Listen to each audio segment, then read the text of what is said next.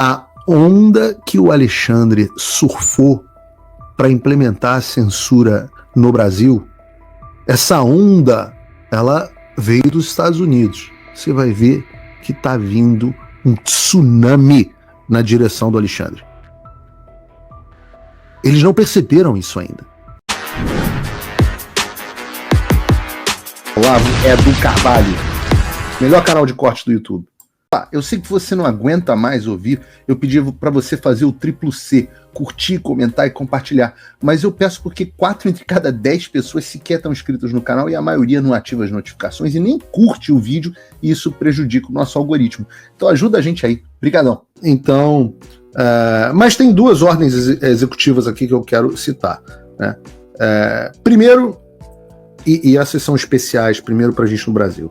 Primeiro essa ordem aqui, a ordem chamada Acabando com a Weaponization, que a gente traduz como instrumentalização. Mas weaponization é um termo em inglês que não tem tradução para português, porque weaponize é transformar algo em arma. Então, quando você fala que weaponize o federal government, é que você está usando o governo federal como arma de luta política. Então, essa lei, essa executive order, essa ordem executiva, acabando com a weaponization do governo federal, a gente traduz como acabando com a instrumentalização política do governo federal, mas saiba que o termo é mais forte que isso. Então, ele, em resumo, ele institui o Attorney General, que aqui é ao mesmo tempo advogado-geral, ministro da Justiça e procurador-geral da República, e o diretor da Inteligência Nacional a revisarem todas as atividades do governo que nos últimos 4 anos foram usadas para identificar os casos que o governo foi utilizado para perseguir oponentes políticos em geral, o que inclui, nas palavras do Trump, pais protestando em reuniões escolares, americanos que criticaram as ações da administração Biden e qualquer americano que estivesse simplesmente fazendo uso dos seus direitos constitucionalmente protegidos. Por exemplo, né, discussões que estavam acontecendo na internet que geravam perseguições do FBI, ou soando familiar para vocês isso, não? Lembre-se, eu falo para vocês do livro do Kash Patel, o Constantino até citou no 4x4 que nós fizemos juntos essa semana, ele citou também leu o livro, que chama Government Gangsters, Gangsters do Governo, justamente sobre esses gangsters que trabalham dentro do governo. Tipo, sei lá, você ligar para o Talhaferro e falar, use a sua criatividade para censurar a Revista Oeste. Isso é weaponization of the government. É quando o governo, que deveria ser o guardião da lei e da ordem, passa a ser um instrumento de perseguição política. E esta putaria nos Estados Unidos está acabando. Nunca chegou aos níveis que a gente tem no Brasil, mas está acabando nos Estados Unidos. Então vai ser uma limpa grande no Departamento de Justiça, na SEC, que é a Comissão de Valores Mobiliários, igual esse vagabundo desse João aí, não sei lá das quantas, esqueci o nome desse filho da puta, que resolveu colocar multinha para mim na CVM. Esse tipo de coisa que é a weaponization do governo. Né? Na Comissão Federal de Comércio, na Comunidade de Inteligência, CIA, Departamento de Estado, Departamento de Segurança Nacional, etc. E por aí vai. Vão ser 4 anos expondo cada episódio de utilização do aparato estatal para repressão de cidadãos americanos, como aconteceu, por exemplo, no caso de um tal de Elon Musk, que teve problema com o governo Biden, e até com um certo careca por aí, né? Quanto que será que essa ordem vai abranger, por exemplo, as ações do Departamento de Estado? É uma das coisas que a gente está tentando descobrir e tentando se aproveitar dessa ordem para expor como que os americanos influenciaram na censura brasileira. O que nos leva à nossa última ordem, que eu quero tratar aqui hoje, que é a ordem cujo nome é Restaurando a Liberdade de Expressão e Acabando com a Censura Federal. E aqui tem um trecho que eu simplesmente não posso deixar de citar ipsis literis. O que diz assim? A ordem diz, aspas, será a política dos Estados Unidos assegurar que nenhum recurso do pagador de impostos seja usado para engajar, facilitar qualquer conduta que inconstitucionalmente limitaria a liberdade de expressão de qualquer cidadão americano. Item C, né? E o item D, identificar e tomar ações apropriadas para corrigir condutas erradas do governo federal relacionadas à censura de discurso protegido. E aí, na seção 3, a ordem traz a seguinte orientação.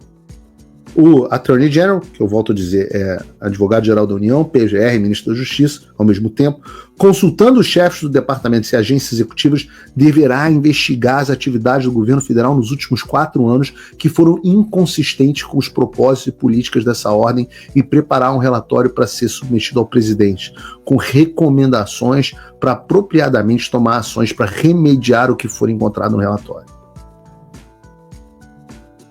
Como diriam os nossos pracinhas, a cobra vai fumar. Eu já antecipei isso, mas diante desse cenário, inevitavelmente, a postura das Big Techs vai mudar.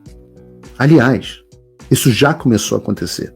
Vocês lembram de como vocês têm idade o suficiente para lembrar como há 2 anos atrás, as empresas, o Google, o Facebook, na época o Twitter, se reuniam de portas fechadas nos Estados Unidos, com o FBI, que o Mark Zuckerberg diz que ligava gritando para eles, mandando retirar o conteúdo, com tudo aquilo que se expôs nos Twitter Files pelos jornalistas, depois da compra pelo Elon Musk. Mas no Brasil, lembram como eles se reuniam a portas fechadas com o TSE e aceitavam todas as determinações passivamente?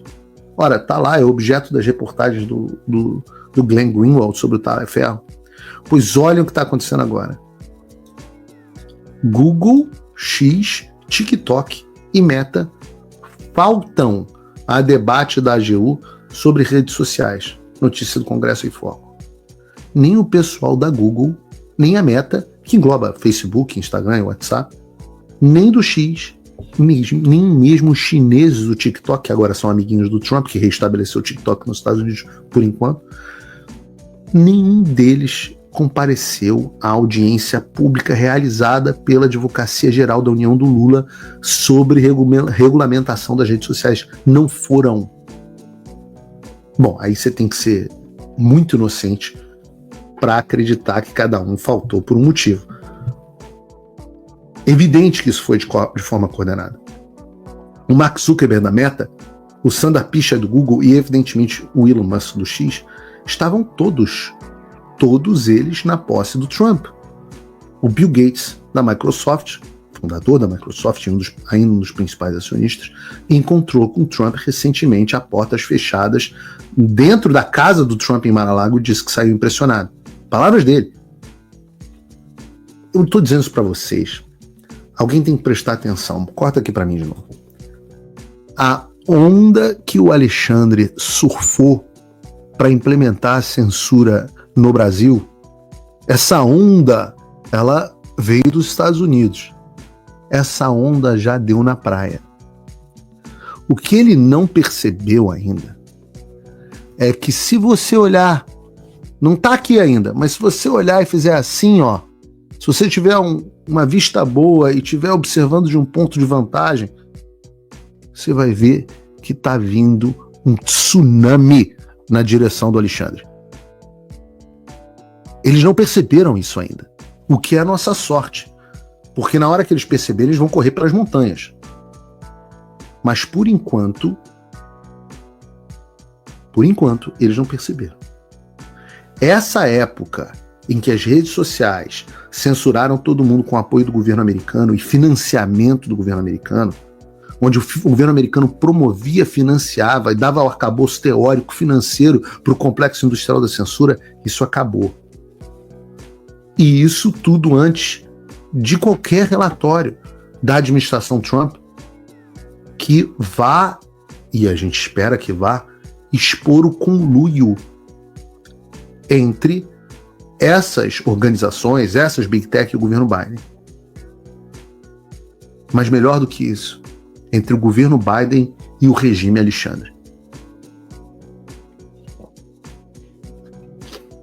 Pois bem, pausa para um gole d'água. Eu volto a dizer que Paulo Figueiredo Show é o único programa onde um doido senta e fala por 1h15, 1h20, sem parar, sem intervalo comercial. Bom,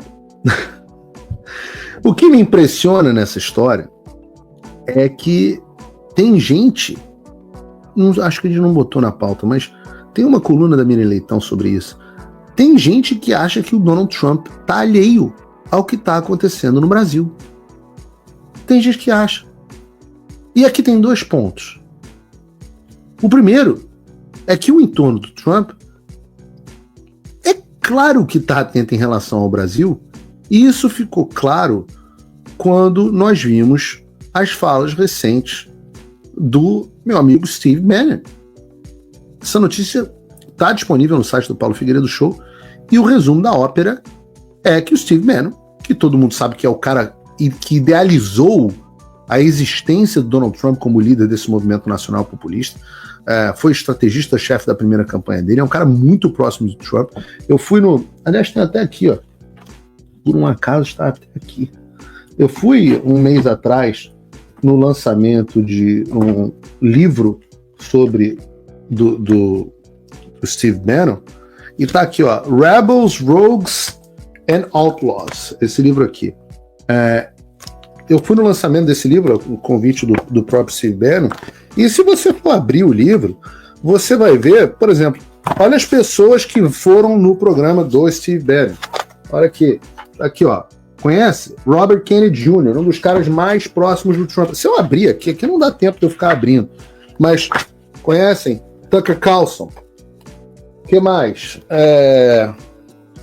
São as pessoas que foram fotografadas. Eu já fui também, mas o nego me deu moral, já vou chegar nesse ponto de me botar nesse livro de fotos aqui não. Mas se você abrir, você vai ver Kash Patel, você vai ver...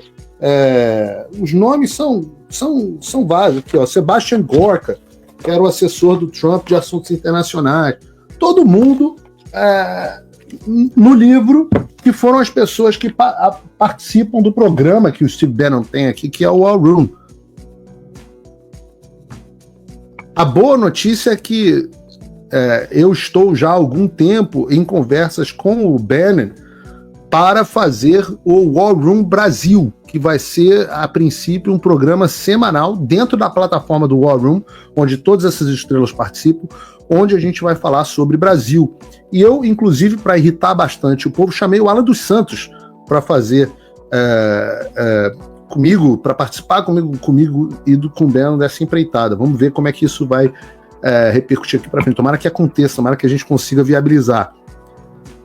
Esse cara que é tão próximo,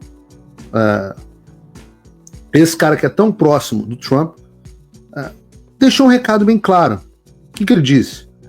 A nossa recomendação é que deve haver sanções severas ao Brasil e particularmente a esse juiz Moraes para não ter nenhum acesso aos Estados Unidos. Bom, quando eu comecei a falar desse negócio, tinha sempre os caras que ficavam os caras da imprensa falando, aí vinha alguém ouvir a embaixadora americana xiita do Biden, a Elizabeth, fala, não, isso os Estados Unidos não fariam, isso, não sei o quê. Aí vem o outro, e a Globo News ridiculariza, o outro faz piada, a Miriam Leitão escreve artigo dizendo que o Trump não está prestando atenção no Brasil, e que eu falo assim, cacete, como pode? Mas agora, será que com uma das pessoas mais próximas do Donald Trump, será que ele falando, verbalizando num discurso, onde ele também disse que em algum momento Eduardo Bolsonaro será presidente do Brasil, e eu torço para que de fato seja, porque eu acho que eu conheço o Eduardo melhor do que o público, e digo que seria assim, um dos grandes presidentes transformadores da nossa história, ele está dizendo que essas sanções estão vindo. E eu acho que, finalmente, né, não são só as pessoas que estão ao redor do Trump cientes dessa situação. Mas o Trump também tá. O Trump não é um cara de bravata. Ele não é um cara que fala as coisas por falar. As pessoas acham que ele está fazendo bravata e aí vão ver que a fala dele tem coisa séria por trás. Olá, e eu espero que você esteja aproveitando esse vídeo. O canal Olavo Edu Carvalho foi criado por apoiadores do jornalismo independente dedicados a garantir que a minha voz e a de outros não sejam silenciadas. Eles fazem um ótimo trabalho. Por isso, se inscreva no canal e curta o vídeo. Aqui você vai encontrar diversos cortes rápidos dos meus programas e de outros grandes nomes.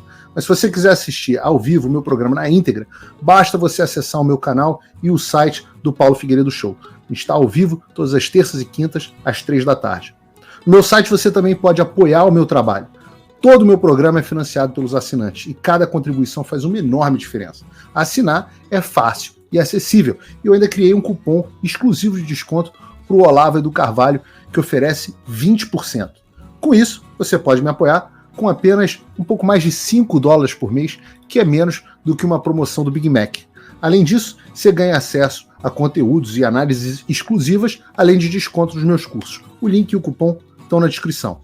Agora, se você está numa condição de vida abençoada, talvez você possa dar uma contribuição mais significativa, tanto financeira quanto intelectual, se tornando meu patrono Gold. Com um compromisso de $50 por mês, você faz parte do nosso grupo de WhatsApp, participa das nossas reuniões mensais de Zoom, dos encontros presenciais e também tem acesso a mim direto por e-mail, que você pode utilizar para contribuir com as suas ideias.